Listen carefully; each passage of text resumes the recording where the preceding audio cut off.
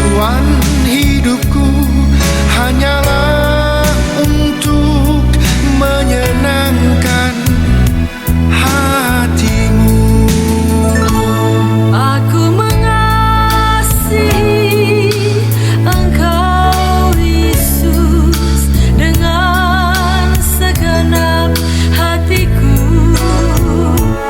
Aku mengasihi Engkau Yesus dengan segenap jiwaku. Renungkan firman-Mu siang dan malam, ku pegang perintah-Mu dan ku lakukan. Engkau tahu ya Tuhan, tujuan hidupku hanyalah untuk menyenangkan hatimu, menyenangkan hatimu.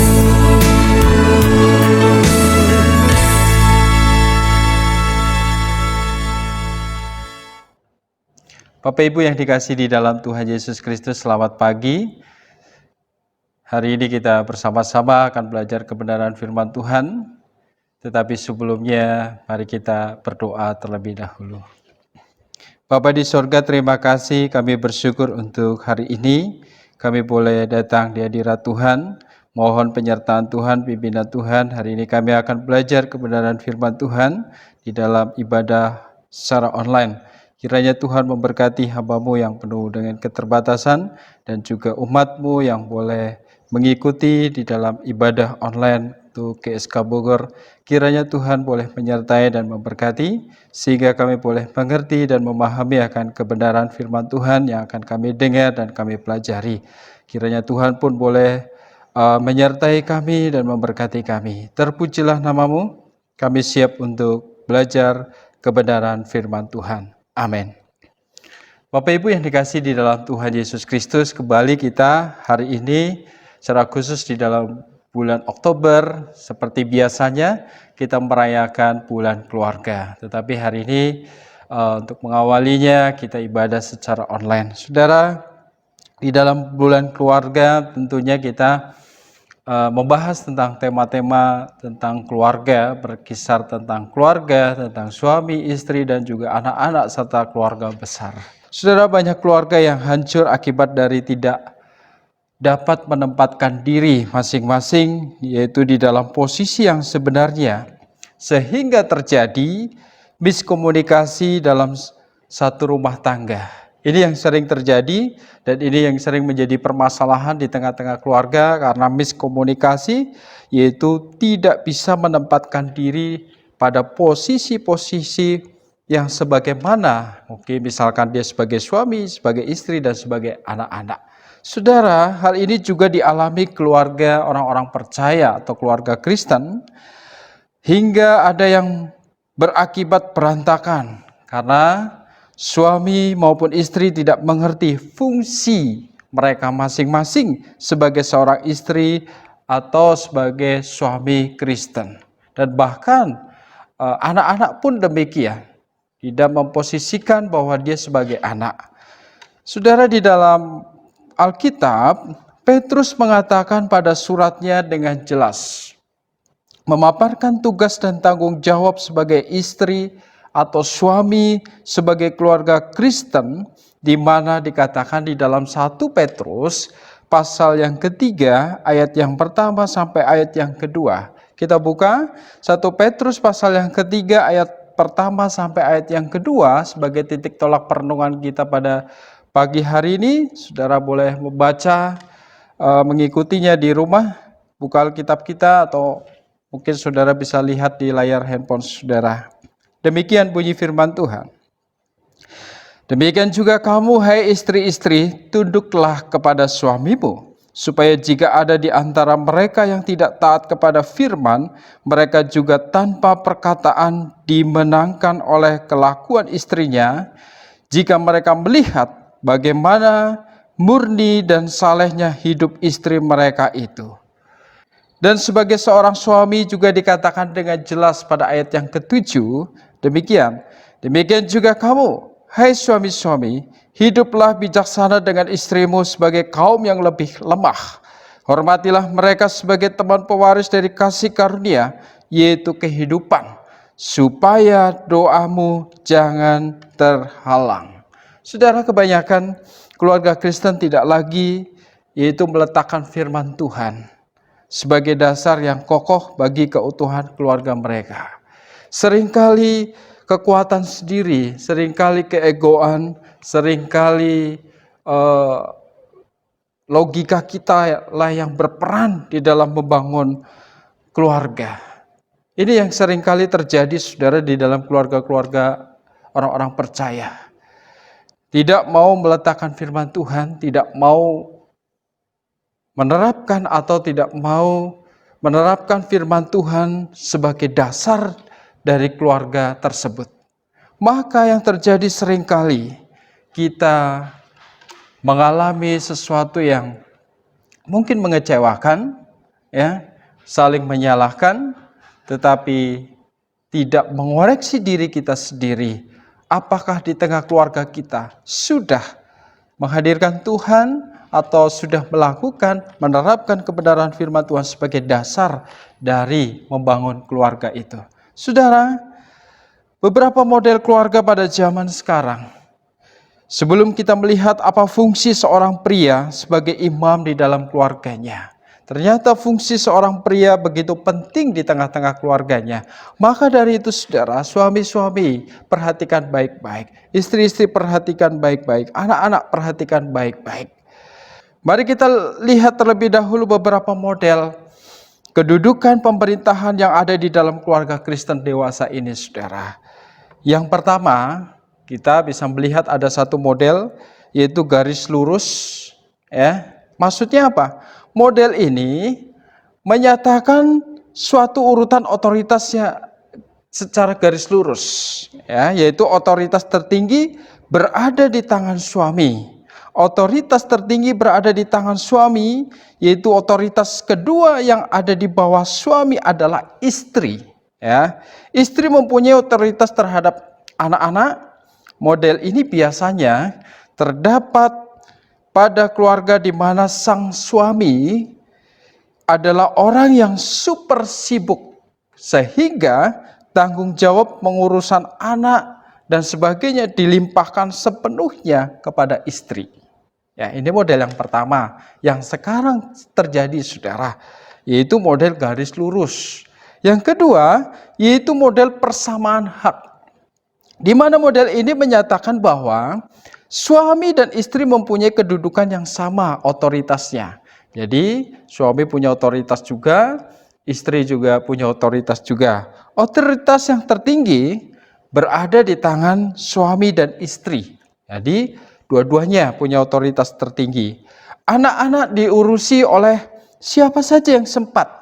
Ya, model ini biasanya terdapat keluarga, baik suami maupun istri sama-sama sibuk dengan urusan mereka masing-masing. Jadi sama sibuk dengan urusan mereka masing-masing, saudara. Ini model yang kedua. Model yang ketiga, saudara, yaitu model penguasa tunggal. Ini yang terjadi di tengah-tengah keluarga. Model-model saat ini, saudara. Keluarga-keluarga saat ini, saudara. Yaitu model ini menyatakan di mana suami mempunyai kedudukan dan otoritas tertinggi atas istri dan anak. Kedudukan istri tidak mempunyai otoritas apapun terhadap anak-anak. Ini terjadi bila seorang suami dikenal dengan sikap diktator, ya, penguasa. Dia menguasai semuanya. Tidak ada yang boleh menentangnya. Tidak anak, tidak istri, nggak boleh menentangnya, saudara. Ya, ini model yang ketiga, yaitu model penguasa tunggal, cenderung diktator. Ya, yang selanjutnya, model bertukar peran. Ya, di mana istri menggantikan peranan suami dengan memegang otoritas tertinggi atas suami dan anak. Suami kurang berperan, yaitu tidak mempunyai otoritas apapun dan bahkan mengurusi rumah tangga. istri menjadi pencari nafkah. Ya, ini model-model keluarga masa kini. Yang terakhir, saudara, model Isabel.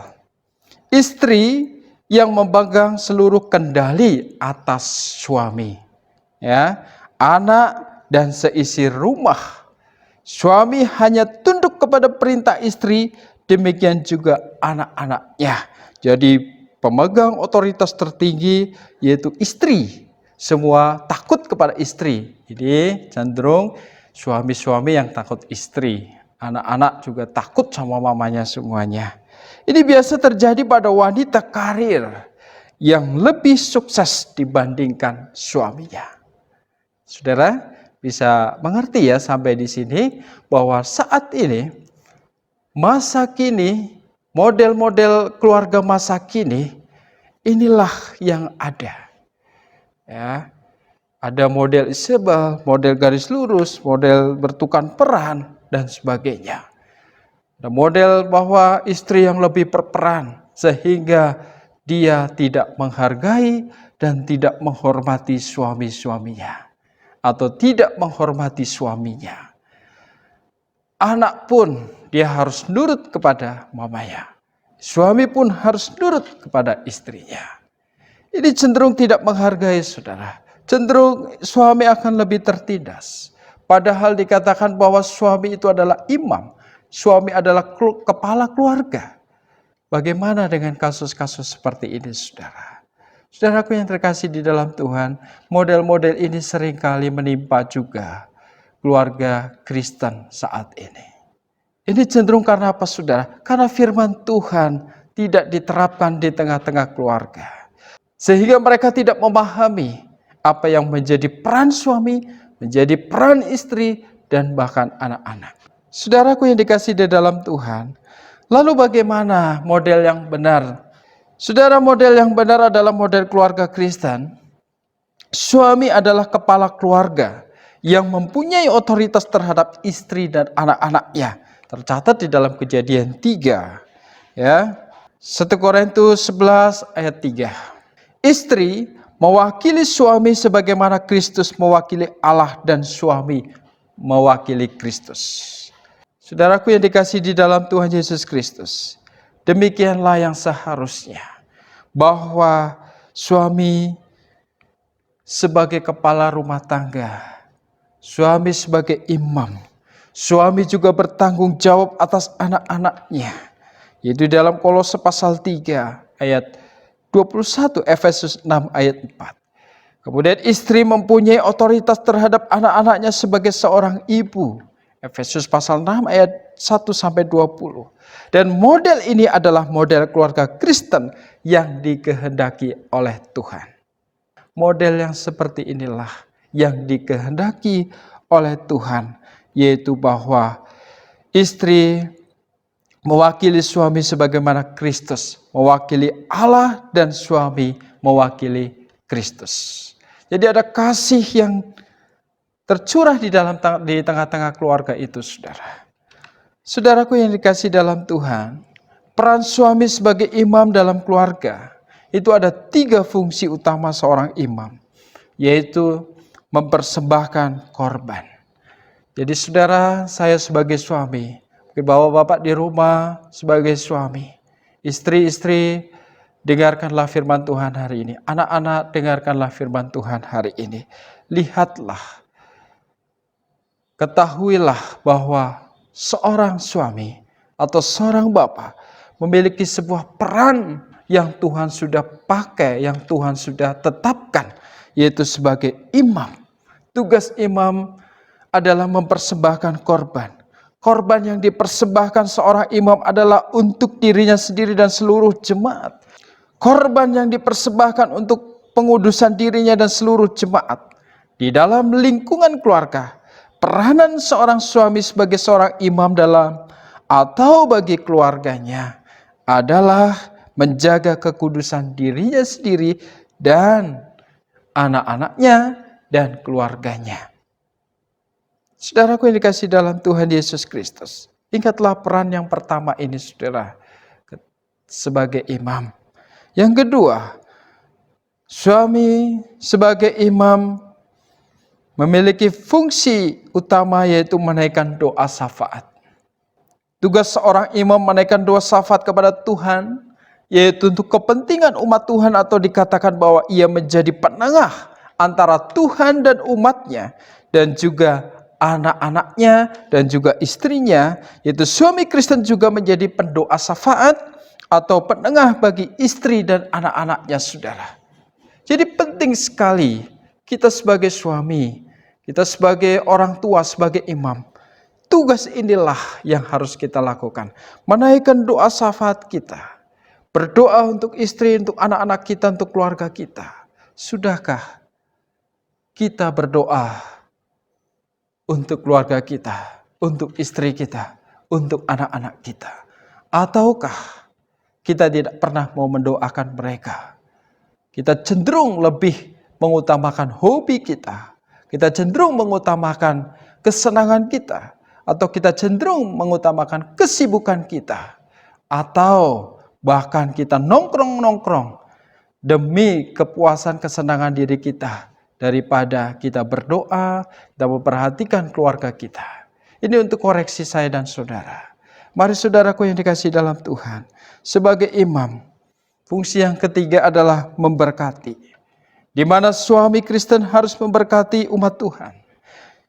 Demikian juga suami Kristen wajib memberkati dan menjadi berkat bagi keluarganya dengan cara melayani istri dan anak-anaknya dalam hal berkat materi dan berkat jiwani dan berkat batiniah bagi istri.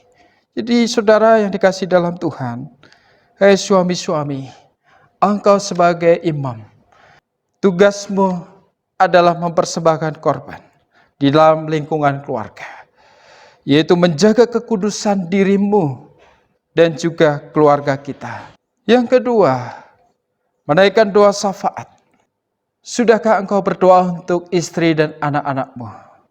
Atau tidak pernah mau melakukan, yaitu berdoa syafaat untuk keluarga kita? Sudahkah kita memberkati mereka, yaitu istri dan anak-anak kita dan keluarga kita? Saudaraku yang dikasihi dalam Tuhan, mari, peran sebagai seorang suami Tuhan sudah tetapkan sebagai imam. Ingat, peran itu begitu penting di tengah-tengah keluarga kita.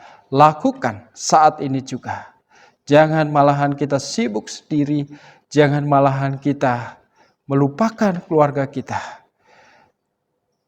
Kalau keluarga kita ingin diberkati, lakukanlah apa yang menjadi perintah Dia.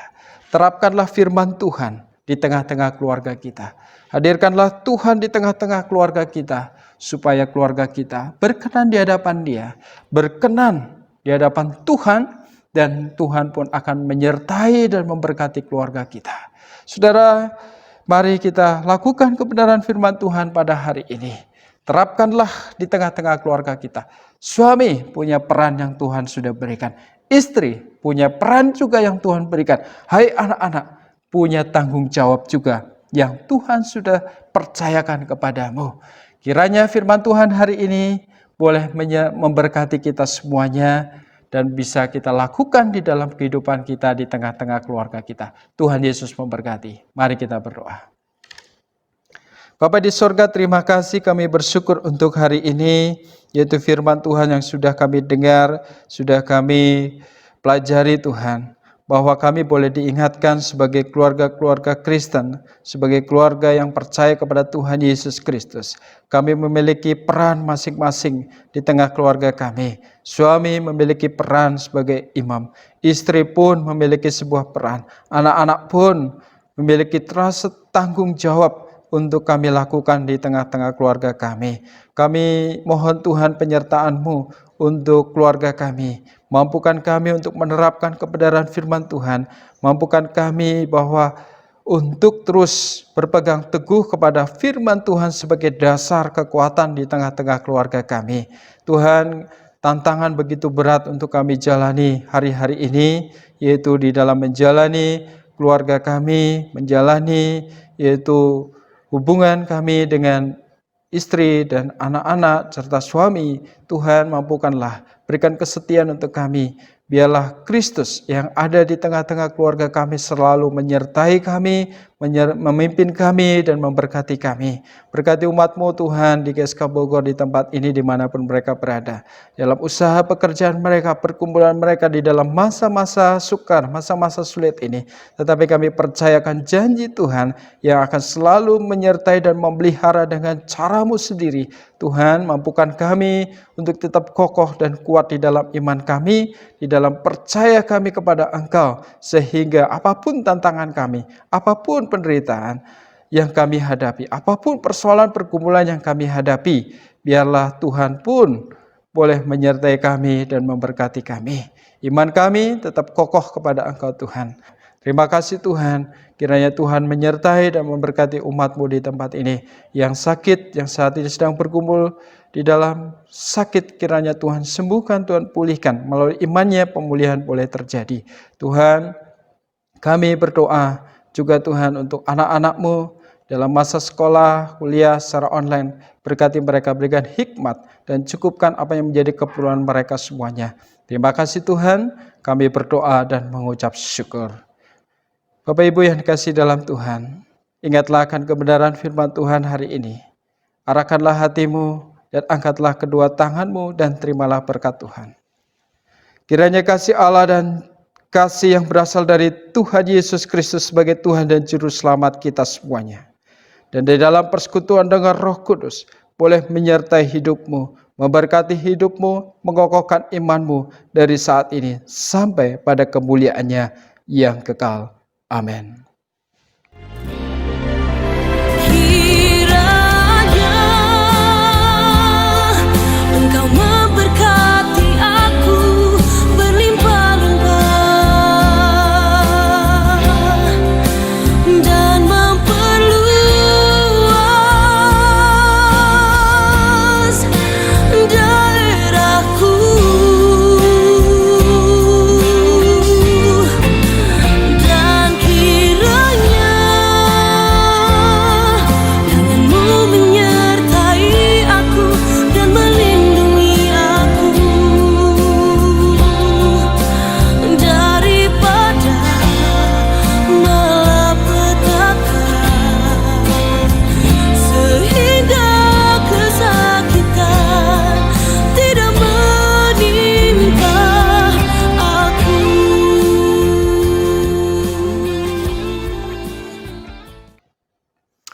Selamat hari Minggu, Tuhan Yesus memberkati kita semuanya.